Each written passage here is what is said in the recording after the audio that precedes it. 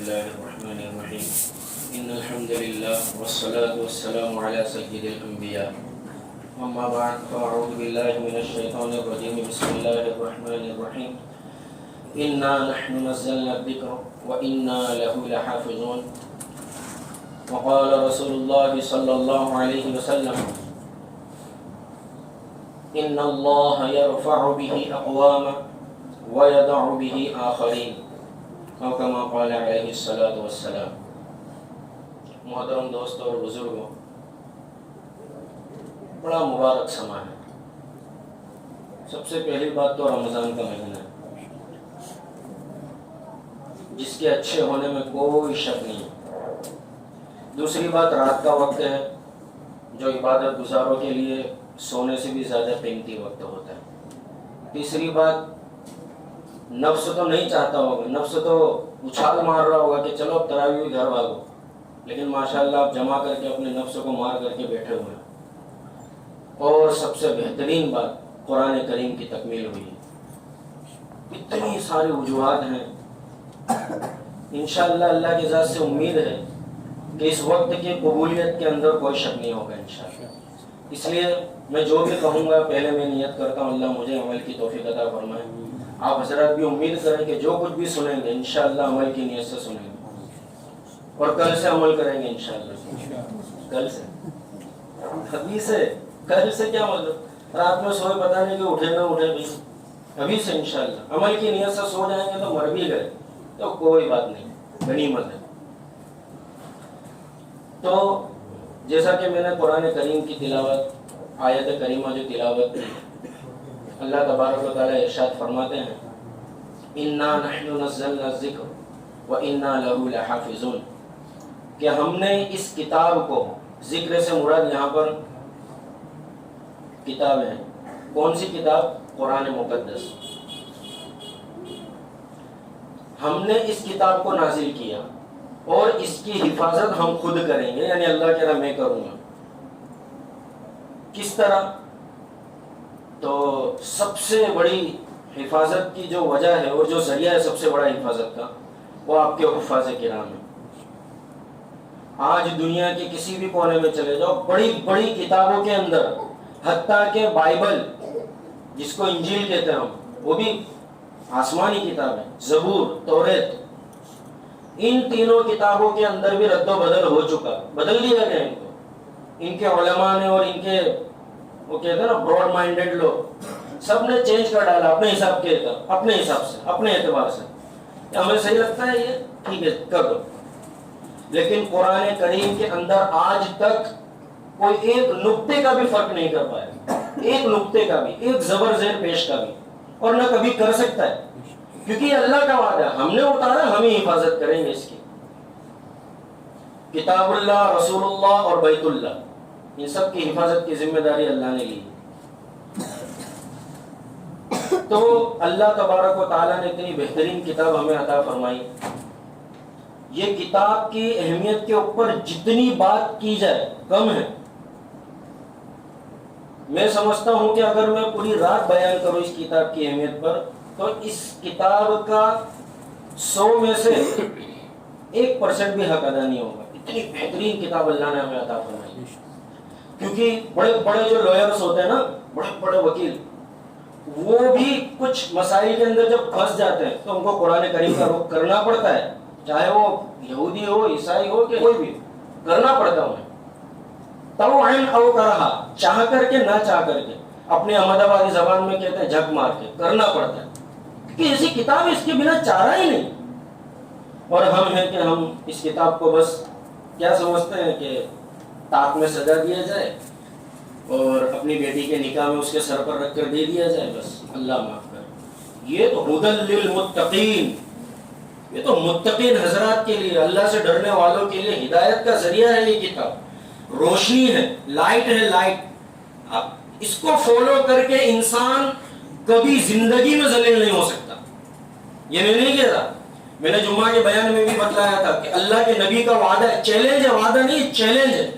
لن تضلوا ان تمسکتم بہما، آپ کبھی زندگی میں گمراہ نہیں ہو سکتے اگر آپ نے میری 2 چیزوں کو پکڑے رکھا، اس میں سے ایک قرآن، دوسری حدیث. قرآن و حدیث میں کچھ زیادہ فرق نہیں ہے، بس بات اتنی ہے کہ قرآن کو اللہ تبارک و تعالیٰ نے نازل فرمایا اللہ کے نبی پر، اور حدیث اس کو کہا جاتا ہے جو ہمارے نبی علیہ الصلوۃ والسلام کی زبان مبارک سے جو الفاظ نکلے یا آپ کے عضو مبارک سے جو کام سرزد ہوئے، وہ حدیث ہے. تو یہ قرآن بہت اہمیت کے حامل ہے. آپ نے بارہا سنا ہوگا کہ قرآن کو اتارنے والا کون؟ اللہ تبارک و تعالی خالق الکائنات. جس پر اتارا وہ محمد الرسول اللہ سید الانبیاء. پہلی بات تو قرآن کو بنانے والا، اتارنے والا، قرآن کا اونر اللہ ہے. جس پر اتارا وہ سید الانبیاء ہے، بن گئے. اور جس مہینے میں اتارا وہ مہینہ رمضان المبارک، سارے مہینوں کا سردار. اور جس رات میں اتارا وہ رات 1000 مہینوں سے زیادہ بہتر. خیر من الف شہر، ابھی صاحب نے تلاوت فرمائی نا، 1000 مہینوں سے زیادہ بہتر. اور جس قوم پر اتارا وہ قوم ساری قوموں میں سب سے بہتر. میں نہیں کہہ رہا، اللہ کے نبی نے فرمایا خیرکم من تعلم القرآن وعلمہ. تم میں سب سے بہترین وہ ہے جو قرآن کو سیکھے اور پھر دوسروں کو سکھائے. اللہ کے نبی نے آپ لوگوں کو سرٹیفکیٹ دیے کہ اگر آپ قرآن کو سیکھتے اور سکھاتے ہو تو آپ سب سے بہتر ہو. دنیا کچھ بھی کہے، تیرے لینے جا، ہم کو مطلب ہی نہیں ہے دنیا سے. ہمیں تو بس اللہ کے نبی کے طرف سے اچھا ہونے کا سرٹیفکیٹ مل گیا، بات ختم. ہمیں کس کو اچھا لگانا ہے؟ ہم لوگ کو آپ جتنے اچھے بنیں گے لوگ اتنا ہی آپ کو برا کہیں گے. اور ابھی ہندوستان میں تو ایک ماحول ہی چل پڑا ہے. تو یہ قرآن بہت بڑی کتاب ہے اور بہت اہمیت کے حامل ہے. آپ اگر اس قرآن کو آپ سنتے ہیں، حفاظ کرام نے بھی پڑھا، امام صاحب نے پڑھا، ماشاءاللہ بہت مطلب تجوید کی رعایت کے ساتھ صاد غاد طا ظا عین وغیرہ کی ادائیگی وغیرہ میں نے سنا، بہت مزہ آیا سننے میں. حافظ یا امام صاحب جب قرآن اچھا پڑھتے ہیں نا تو سننے میں اور مزہ آتا ہے. اور یعلمون تعلمون والے ہوتے تو ہم بھی پیچھے کھڑے کھڑے ایسے یوں کرتے رہتے، کیا ہو رہا ہے کچھ سمجھ میں نہیں آتا. تو جب قرآن اچھا پڑھا جاتا ہے نا تو بہت مزہ آتا ہے، دل کو سکون ملتا ہے. حضرت قاری عبد الباسط صاحب کا نام آپ نے سنا ہوگا، مصر کے بہت مشہور قاری ہیں. آپ نے اگر نہیں سنا ہوگا تو علماء حضرات تو جانتے ہی جانتے ہیں. مصر کے صدر تھے. جب روس میں یا امریکہ میں ان کو میٹنگ کے لیے جانا ہوا ان کا، تو میٹنگ سے پہلے حضرت قاری عبد الباسط صاحب کو مصر کے جو پریزیڈنٹ تھے وہ لے کر کے گئے تھے. تو میٹنگ کی شروعات سے پہلے حضرت قاری عبد الباسط صاحب سے کہا کہ آپ قرآن کی تلاوت سے اس میٹنگ کا آغاز کریں. سننے والے سارے غیر مسلم، الا ماشاءاللہ چند لوگ مسلمان تھے، باقی سب مسلم غیر مسلم. جب حضرت قاری عبد الباسط صاحب نے تلاوت کی تو سارے کے سارے رونے لگے. تو ان کو کیا سمجھ قرآن کی، لیکن قرآن کے اندر وہ اثر اللہ نے رکھا ہے نا کہ جب پڑھنے والا اچھے سے پڑھتا ہے تو سننے والا باغ باغ ہو جاتا ہے. تو اس کی ہمیں قدر کرنی چاہیے. ہمیں اس کو، آپ اگر اس کو سمجھیں گے نا، یہ بلکہ یوں سمجھیے علماء کا دعویٰ ہے اور اللہ کے نبی علیہ الصلوۃ والسلام کی حدیثوں کا خلاصہ ہے کہ جس دن آپ قرآن کو سمجھ گئے نا، آپ کی نیا پار.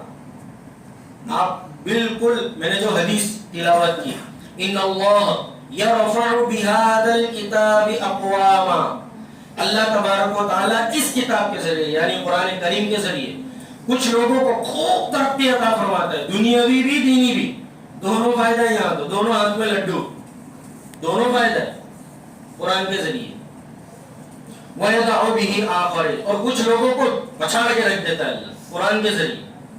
اچھا، کن لوگوں کو ترقی عطا فرماتا ہے؟ جنہوں نے قرآن کریم کا احترام کیا، اس کا حق ادا کیا. کما حق کا ہو تو نہیں کر سکتے ہم، کما حق کا ہو تو کوئی نہیں کر سکتا. جس نے قرآن کا ادب کیا اس کی تلاوت کر کے، کیونکہ آپ نے سنا ہوگا حضرت شیخ نے بھی اپنی کتاب میں اس بات کو لکھا ہے فضائل اعمال میں کہ قرآن کریم کا حق ہے کہ سال میں کم سے کم ایک مرتبہ آپ اس کو پورا مکمل از اول تا آخر تلاوت کریں. اس کا حق ہے قرآن کا. اگر ہم سے یہ بھی نہیں ہو پاتا ہے تو پھر ہم نے قرآن کا حق ادا نہیں کیا. تو جس نے قرآن کا حق ادا کیا، قرآن کی تلاوت، قرآن کو سمجھنا، قرآن کو پھیلانا، جس نے یہ سارے کام کیے ہیں وہ ترقی کی راہوں پر گامزن ہے. اب ترقی آپ موٹر گاڑی کو نہ سمجھے، بنگلوں کو نہ سمجھے، خوبصورت بیویوں کو نہ سمجھے، یہ ترقی نہیں ہے بھائی. یہ ترقی تو ہمارے مائنڈ میں سیٹ کی گئی ہالی ووڈ اور بالی ووڈ کے ذریعے. اور نا صحابہ سے جا کر پوچھے ترقی کسے کہتے ہیں.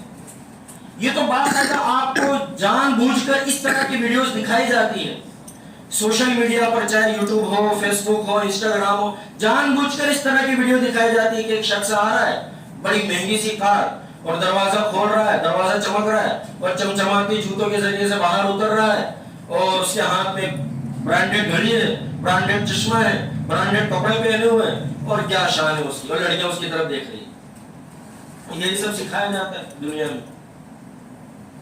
یہی سب سکھایا جاتا ہے. تو یہ ترقی ہے ہی نہیں. کیونکہ میں کروڑوں مثال آپ کے سامنے رکھ سکتا ہوں کہ جن کے پاس یہ ساری چیزیں ہیں، بنگلہ ہے، گاڑی ہے، دولت ہے، شہرت ہے، عزت ہے، خوبصورت بیوی ہے، بلکہ حرام کاری کرنے کے بھی سارے کے سارے راستے ان کے لیے کھلے ہوئے، لیکن دل کا سکون ان کے پاس نہیں ہے. تو پتا چلا اصل ترقی یہ نہیں ہے. اصل ترقی تو کیا ہے بھائی؟ تو اللہ تبارک و تعالیٰ سے جب آپ پوچھیں گے تو اللہ بتلائیں گے اصل ترقی کیا ہے. اللہ کان کھول کر سن لو، قرآن کریم میں اللہ نے ارشاد فرمایا الا بذکر اللہ تطمئن القلوب. بھائی دلوں کا سکون ہی اصل ذریعہ ہے. جب آپ کے پاس 1,00,000 روپے ہوں، آپ کو خوب شدت کی پیاس لگی ہو، پانی کہیں موجود نہ ہو، آپ نوٹوں کو کھا کے اپنی پیاس بجھا سکتے ہیں.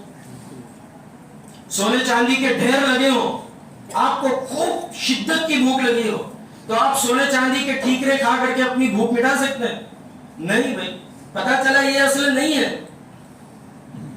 بڑی خوبصورت بیوی ہو لیکن عقل کی اندھی ہو تو دلوں کو سکون ملتا ہے؟ نہیں ملتا. جسموں کو سکون مل جائے، دل کو سکون نہیں ملے گا. تو دل کو سکون کہاں ملے گا؟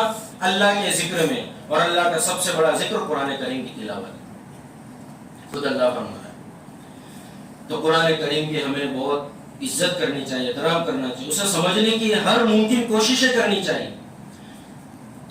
جب قرآن کریم اتنی اہمیت کی حامل ہے تو قرآن کریم کے جو حاملین ہیں یعنی ہمارے حفاظ کرام، وہ تو پھر ان کا کیا ہی کہنا. ان کی بھی بڑی بڑی فضیلت اللہ تبارک و تعالیٰ نے اور اللہ کے نبی علیہ السلام نے ذکر فرمائی ہے. 2 فضیلتیں میں آپ کے سامنے ذکر کر دیتا ہوں. ایک فضیلت تو یہ ہے، قرآن کریم کے حافظ کے لیے نہیں بلکہ اس کے ماں باپ کے لیے ایک فضیلت کیا ہے کہ قرآن کریم کے جو حافظ ہوں گے ان کے ماں باپ کو اللہ تبارک و تعالیٰ قیامت کے دن ایسا تاج پہنائے گا نا کہ سورج اور چاند کی روشنی بھی ان کے سامنے پھیکی پڑ جائے گی. ماں باپ کی یہ فضیلت ہے تو سوچو حافظ کو کیا ملے گا. اگر کسی کو یہ بات سمجھ میں آ جائے تو شاید ہو سکتا ہے کہ وہ اپنے بچوں کو مدارس میں بھیج دے. اور آج کل تو الحمدللہ مدارس میں بھی اسکول کا نظام ہے. اب تو کوئی بہانہ نہیں ہے ہمارے پاس. پہلے لوگ بہانہ بناتے تھے، ارے مولانا مدرسے میں جائے گا تو اسکول کیا پڑھے گا. اب تو ماشاءاللہ مدارس والوں نے بھی اس فکر کو لے لیا. اب تو دونوں چیز مل رہی ہے، دنیا بھی مل رہی ہے، دین بھی مل رہا ہے، تو بھیجنا چاہیے ہمارے بچوں کو. اور حافظ کی فضیلت، حافظ کو اللہ تبارک و تعالیٰ فرمائے گا کہ یہ جنت کے درجے ہیں. ٹھہر ٹھہر کے قرآن پڑھتا جا اور یہ درجے کو چڑھتا جا. حدیث کے الفاظ میرے ذہن سے نکل گئے ہیں لیکن خلاصہ آپ کے سامنے پیش کر رہے ہیں. اللہ تبارک و تعالیٰ نے کیا فرمایا؟ اللہ کے نبی علیہ السلام نے فرمایا کہ اللہ فرمائیں گے ٹھہر ٹھہر کے قرآن پڑھ، دھیمے دھیمے پڑھ، بالکل آہستہ آہستہ، یعنی سپیڈ کم، یعلمون تعلمون والی نہیں، کم سپیڈ سے پڑھتا جا اور جلدی جلدی چڑھتا جا. چڑھنے کے بارے میں یوں نہیں کہا کہ چڑھنا بھی دھیمے دھیمے. کیوں؟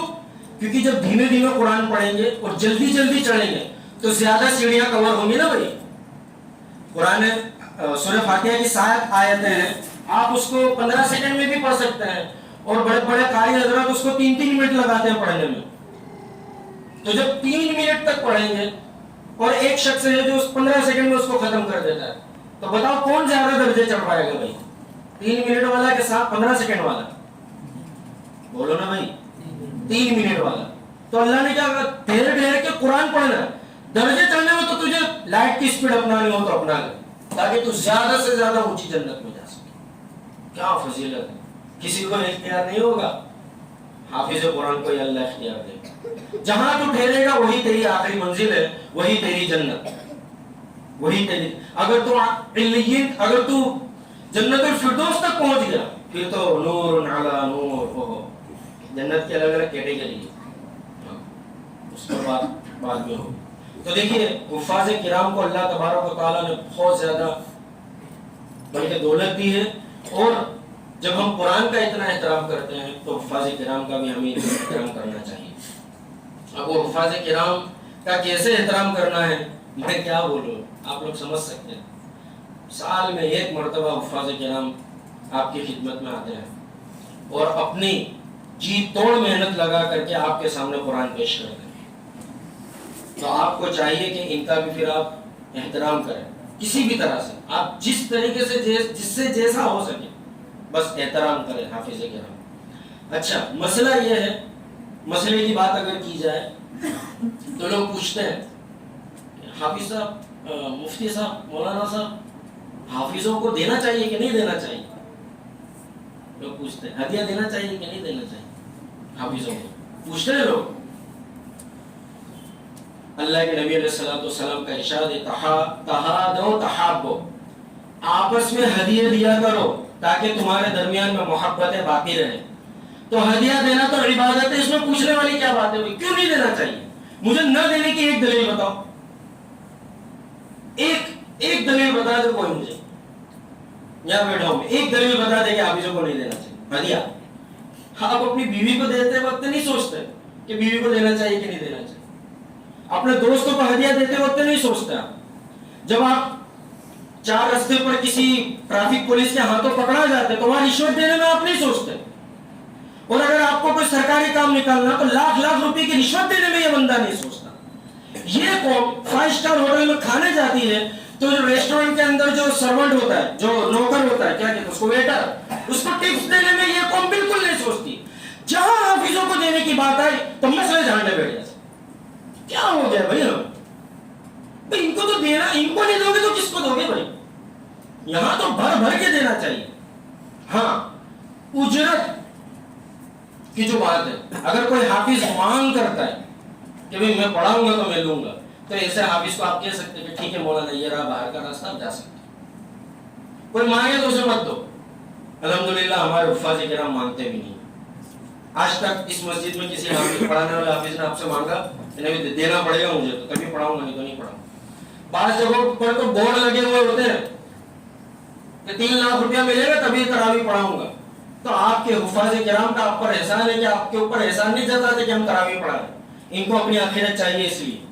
لیکن پھر آپ نہ دو تو یہ تو غلط بات ہو گئی. یہ مانگتے نہیں ہیں, اور مانگنا جائز بھی نہیں ہے, ویسے حرام ہے, بالکل جائز نہیں. لیکن اس کا مطلب یہ بھی نہیں آپ دیں نا, آپ اپنی خوشی سے جتنا چاہے اتنا دیں. آپ عرب کنٹری میں جائیں تو جب تراویح ختم ہوتی ہے نا تو ایک امیر زیادہ کھڑا ہوتا ہے, مولانا باہر کھڑی مرسیڈیز, یہ رہے اس کی چابی اور اس کے کاغذات, آپ کے لیے دیا. دوسرا امیر زیادہ کھڑا ہوتا ہے, مولانا فلاں سٹی میں فلاں بنگلہ, یہ رہے اس کے کاغذات, یہ رہے اس کی چابی, آپ کے بچوں کے لیے. بنگلے ہدیہ کرتے ہیں, ہدیہ, اجرت نہیں دیتے. اجرت تو دنیا کے سارے امیر زادے مل جائے نا تو قرآن کی اجرت ادا نہیں کر سکتے. قرآن کو چھوڑو, الحمدللہ رب العالمین, الحمدللہ رب العالمین بھی چھوڑو, صرف الحمد کے شروع میں الف ہے نا, اس الف کی اجرت بھی کوئی ادا نہیں کر سکتا. قرآن کی اجرت کون ادا کر سکتا بھائی؟ کوئی نہیں کر سکتا. لیکن ہم ہیں کہ بھائی ٹھیک ہے, حافظ جو حفاظ کرام انہوں نے پڑھایا ہے تو ہم تھوڑا ان کا احترام ہے کسی بھی طرح, پیسوں کی شکل میں, کپڑوں کی شکل میں, یا پھر ان کی ضرورتوں کی شکل میں, جس طرح بھی آپ اپنے اعتبار سے جس کو جو اللہ نے دیا ہے اس اعتبار سے وہ حفاظ کرام کا احترام کر سکتا ہے. تو مانگنا جائز نہیں ہے, اور دینا تو آپ کو دینا ہے. دینا آپ کو, آپ کا مال ہے, حلال مال ہے, جس کو چاہے آپ دو, کون روکے گا آپ کو؟ ہدیہ دینا تو میں نے کہا نا بھائی عبادت ہے, عبادت. اور پھر ہدیہ حفاظ کرام کو دیا جائے ایک تو یہ ہے کہ آپ نے راہ چلتے انسان کو دے دیا بھائی یہ 100 روپے میری طرف سے ہدیہ، جا خوش جلسہ کر، تو وہ ایک الگ بات ہوگی. اور ایک آپ نے 10,000 20,000 25,000 30 لاکھ 20 لاکھ جو بھی ہو آپ کی جیسی حیثیت آپ نے حفاظ کرام کو دیا، تو یہاں ڈبل ثواب ملے گا. ایک تو ہدیہ دیا اس کا تو ملنا ہی ملنا ہے، دوسرا آپ نے اپنے حافظوں کی قدر کی. اور میری چھوٹی سی عمر ہے، میں کوئی آپ لوگوں سے زیادہ بڑا بھی نہیں ہوں، میں نے اپنی عمر میں نے اپنے تجربے کے مطابق دیکھا، میرا اپنا ذاتی ایکسپیرینس ہے کہ میں نے دینے والوں کو یعنی حفاظ کرام، ائمہ کرام اور جو مؤذن حضرات ہوتے ہیں مسجد میں، ان لوگوں کو جن لوگوں نے بھی دیا ہے میں نے ان لوگوں کو دیکھا کبھی کسی کے محتاج نہیں رہے ہو. اللہ نے کبھی ان کو کسی کا محتاج نہیں رکھا. میری پہلی تراویح میں نے سورت میں پڑھائی تھی پہلے سال، بالکل میں حافظ ہوا اور پہلے سال میں نے تراویح سورت میں پڑھائی تھی. مانڈوی آپ لوگوں نے نام بھی سنا ہوگا، سورت کا ایک چھوٹا سا علاقہ مانڈوی. وہاں پر جب 25ویں 26ویں رات آئی تو ایک وہاں کے بہت امیر شخص تھے، انہوں نے دعوت کی اس علاقے میں جتنی بھی مسجد تھی ان مسجدوں کے سارے اماموں کی، سارے مؤذنوں کی، سارے حافظوں کی، سارے پڑھانے والے مدرسین کی، تقریباً 200-250 کا مجمع تھا.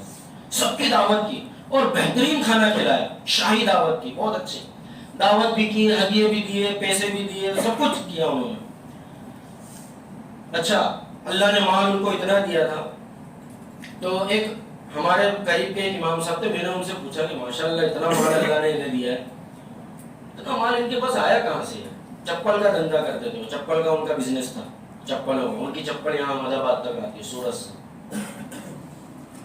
تو مجھے وہ امام صاحب نے بتلایا، بولے مولانا ان کے جو والد صاحب تھے نا، ان کا ایک ہی ذہن تھا کہ علماء کو اور تبلیغی جماعت والوں کو خوب کھلا، اگر آپ کو مالدار بننا ہے تو علماء کو خوب دو، ہر ہفتے دو، ہر مہینے دو، ہر سال دو، جتنا دو گے اللہ اتنا آپ کو دے گا، یہ میرا یقین ہے.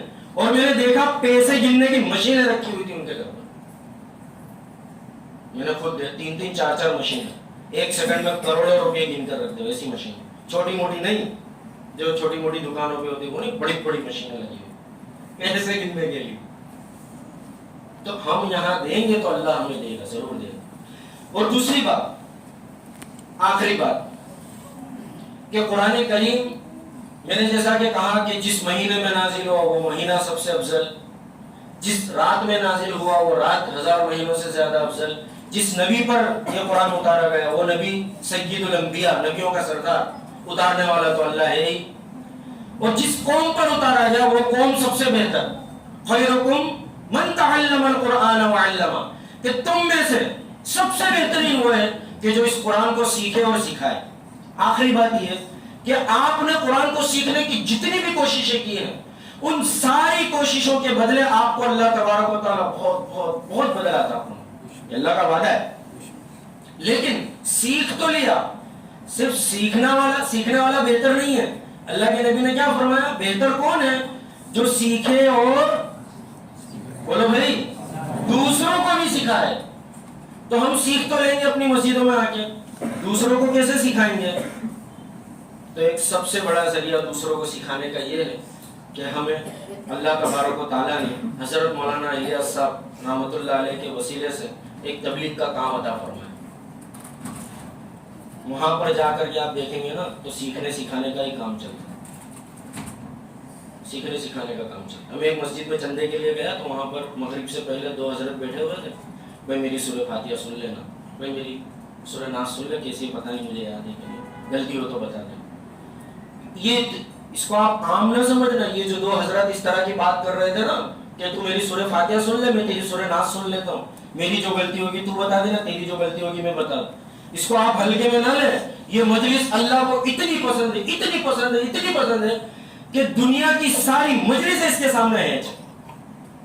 اس کو عام نہ سمجھا. تو قرآن سیکھنے کا ذریعہ تو بہت ہے. آپ اپنے امام کے پاس آ جائیں، یہاں مسجد میں آپ وقت لے لیں، وہ انشاءاللہ کوئی امام منع نہیں کرے گا آپ کو. آپ شوق لے کر کے آئیں گے نا میں سیکھنا چاہتا ہوں تو انشاءاللہ کوئی منع نہیں کرے گا. اور سکھانا ہے تو اس کے لیے ایک سب سے بہتر راستے تو بہت ہے. آپ گھر پر اپنی والدہ کو سکھا سکتے ہیں، اپنے والد کو سکھا سکتے ہیں اگر ان کو نہیں آتا ہے تو، اپنے بھائی، چھوٹے بھائی، چھوٹی بہنیں، خاص طور پر ہماری بیویاں سب سے بڑی دولت اگر شوہر کی طرف سے بیوی کو ہے تو وہ یہ ہے کہ اس کو قرآن سکھائے، یا بیوی کی طرف سے شوہر کو، شوہر نہ جانتا ہو بیوی جانتی ہے تو وہ اس کو قرآن سکھائے. یہ تو ہے چھوٹے موٹے ذریعے. لیکن جب آپ جماعت کی شکل میں باہر نکلتے ہو تو آپ کو ایک بڑا میدان ملتا ہے، ایک بڑا میدان ملتا ہے سکھانے کا، تو آپ وہاں پر بھی سکھا سکتے ہیں. اس لیے ہماری مسجدوں سے سمجھ جاتی ہے امام صاحب جی. تو میں نے 3 باتیں آپ کے سامنے بیان کی. پہلی بات قرآن کی اہمیت، قرآن کو آپ خوب اہمیت دیں. دوسری بات میں اپنے بیان کا خلاصہ پیش کر رہا ہوں 1 منٹ کے اندر انشاءاللہ. خوب اہمیت دیں، اس کو اہمیت دینے کے طریقے بہت سے، تلاوت کرے، سنے، مطلب سمجھے اور لوگوں کو سمجھے. دوسری بات قرآن کو اٹھانے والے یعنی حفاظ کرام کی اہمیت، ان کی قدردانی ہم سے جیسی ہو سکے، جتنی ہم سے ہو سکے. اور تیسری بات اس کو لوگوں تک پہنچانا، اور اس کو پہنچانے کا سب سے بڑا ذریعہ میں نے جو بتلایا، سب سے بڑا تو نہیں لیکن ایک بہترین ذریعہ یہ کہ آپ تبلیغ میں جا کر کے لوگوں کو سکھائیں. مختصراً دعا کے ادب میں سے سب سے بڑی بات یہ ہے کہ اپنے جو ہو گئے گناہ ان پر ہمیں افسوس ہونا چاہیے اور آئندہ نہ کرنے کا عہد ہونا چاہیے. اور رونا نہ آئے تو رونے کی شکل بنانی چاہیے. اللہ کو یہ بھی اچھا لگتا ہے کہ میرا بندہ رونے کی کوشش کر رہا ہے تو بنائے شکل. یہاں اللہ یوں نہیں کہے گا کہ ایکٹنگ کرتا ہے بھائی. اللہ کو رونے کی ایکٹنگ بھی پسند ہے، تو رونا نہ آئے تو رونے کی شکل بنائے. کیونکہ دلیل دے دوں میں ایک مختصراً کہ حضرت موسیٰ علیہ السلام کے سامنے جب جادوگر آئے اور موسیٰ علیہ السلام نے جب اپنا عصا ڈالا، مختصراً میں 30 سیکنڈ میں انشاءاللہ سمیٹ لیتا ہوں، تو ان لوگوں نے سانپ بنا دیا رسیوں کو. حضرت موسیٰ علیہ السلام نے عصا ڈالا تو وہ بہت بڑا اژدہا بن گیا اور اس نے سارے سانپوں کو نکل گیا. تو وہ سارے کے جتنے بھی تھے وہ سجدے میں کہ یہ جادو نہیں ہے، یہ تو اللہ تبارک یہ کوئی بہت بڑی طاقت کر سکتی ہے. تو موسیٰ علیہ السلام کو تھوڑا سا اشکال ہوا کہ اللہ یہ میرا مقابلہ کرنا ہے تھے، یہ لوگ تم نے ان کو بھی ہدایت دے دی. تھوڑا ایسا دل میں سوال آیا. تو اللہ تبارک و تعالیٰ نے فرمایا موسیٰ وہ تیری یعنی وہ لوگ کیا موسیٰ علیہ السلام کا مذاق اڑانے کے لیے موسیٰ علیہ السلام جیسے کپڑے بھی پہن کر آئے مذاق اڑانے کے لیے. تو کہا ان لوگوں نے تیرا حلیہ اختیار کیا تھا تو مجھے یہ چیز گوارا نہیں ہوئی کہ میرے نبی کا حلیہ اختیار کرنے والوں کو میں ایسے ہدایت سے چھوڑوں. تو دیکھو مذاق اڑانے کے طور پر ان لوگوں نے حلیہ اختیار کیا تھا، اللہ نے ہدایت دی. ہم تو انشاءاللہ اللہ کو منانے کے لیے رونے کی ایکٹنگ کریں گے. رونا ہے تو رو دیں، ایکٹنگ بھی کریں گے تو اللہ کو بھی کریں. الحمدللہ رب العالمین والصلاة والسلام علی سید الانبیاء والمرسلین. اے اللہ ہم سب کے گناہوں کو معاف فرما، اے اللہ ہم سب کی خطاؤں کو درگزر فرما، اے اللہ ہم سب کی غداریوں کو نالائکیوں کو معاف فرما، اے اللہ ہماری کوتاہیوں کو معاف فرما. رمضان المبارک کی صحیح طور پر قدردانی کرنے کی توفیق عطا فرما، تراویح کی صحیح طور پر قدردانی کرنے کی توفیق عطا فرما، قرآن کریم کو بالکل اطمینان کے ساتھ سننے کی توفیق عطا فرما. یا اللہ حفاظ کرام کی قدردانی کرنے کی توفیق عطا فرما، علماء کرام کی قدردانی کی توفیق عطا فرما، قرآن کریم کی قدردانی کی توفیق عطا فرما، اولیاء کرام کی، محدثین کرام، مفسرین کرام، مفتیان کرام کی قدر کرنے کی توفیق عطا فرما. یا اللہ ہمیں دین کا داعی بنا، سچا مسلمان بنا، تجھے اور تیرے رسول کو جیسا مسلمان اچھا لگتا ہے یا اللہ ہمیں ایسا مسلمان بنا دے.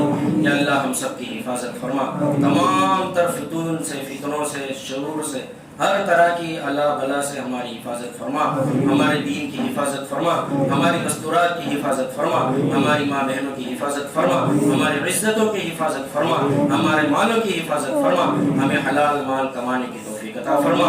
یا اللہ خصوصاً ہندوستان کے مسلمانوں پر رحم فرما، یا اللہ خصوصاً ہندوستان کے مسلمانوں پر رحم فرما، یا اللہ خصوصاً ہندوستان کے مسلمانوں پر رحم فرما، یا اللہ خصوصاً غزہ کے مسلمانوں کی حفاظت فرما، فلسطین کے مسلمانوں کی حفاظت فرما، دشمنوں کو نیست و نابود فرما. یا اللہ انہیں زمین میں دھسانے کے فیصلے فرما، یا اللہ ان کو زمین میں دھسانے کے فیصلے فرما، یا اللہ ان کی جڑیں اکھاڑ کے پھینک دے. یا اللہ یا اللہ تیرے نبی کے مخالف یہ لوگ کھڑے ہو گئے.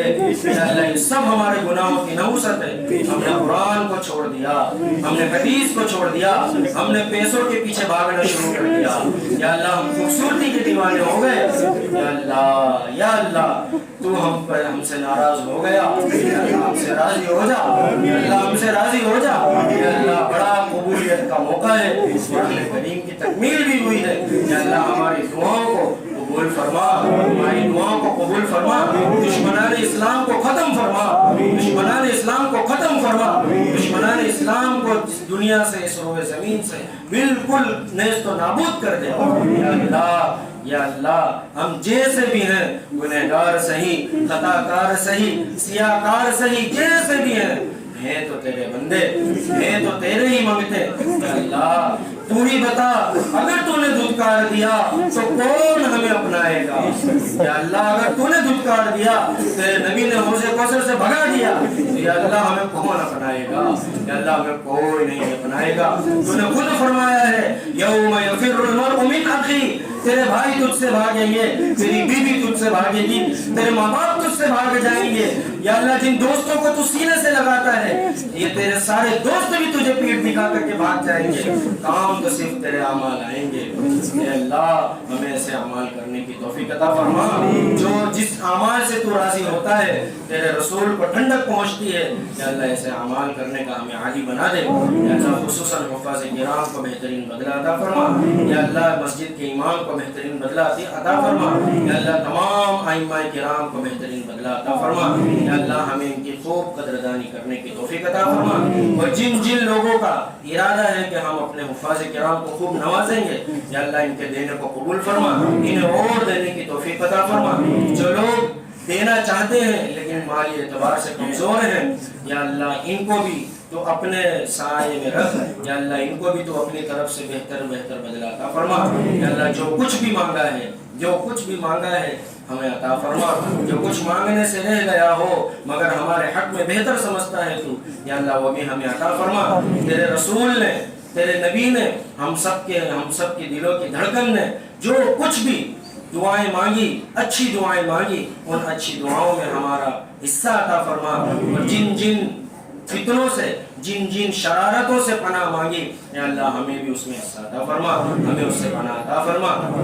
ہماری دعاؤں کو محض اپنے فضل و کرم سے, تیرے حبیب کے صدقے میں, صحابہ کرام کی قربانیوں کے صدقے میں, تابعین کے صدقے میں, تبع تابعین کے صدقے میں, ائمہ قرآن, ائمہ حدیث کے صدقے میں, یا اللہ اولیاء کرام کے صدقے میں, اور اس زندگی میں, اس زمانے میں جو موجود علماء کرام ہیں, جو حفاظ کرام ہیں, یا اللہ جو متقین حضرات ہیں, ان کے صدقے میں ہماری دعاؤں کو قبول فرما.